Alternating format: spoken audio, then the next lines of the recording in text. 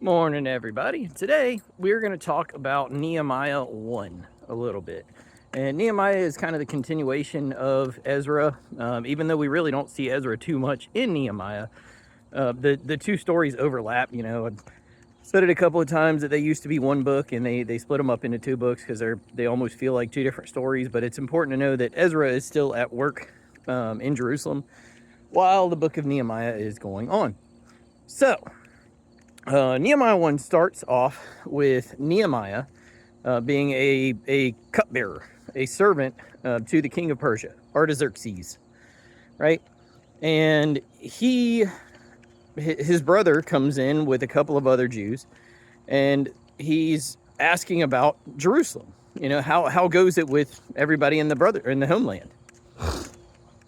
And the brother does not give a good report, right? He says it doesn't go well with them at all. They're in pretty bad shape.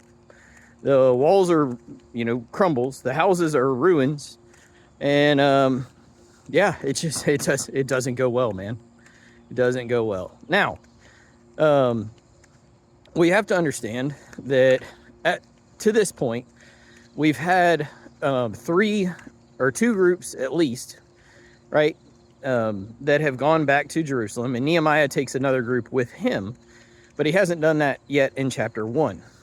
So what happens in chapter 1 is we see Nehemiah, after he receives this news, he breaks down into a really powerful prayer, asking God to give him direction, asking God to give him strength, and asking God to give him grace and mercy to be able to accomplish his task of what he feels God has laid on his heart, which is to rebuild the walls and the city of Jerusalem.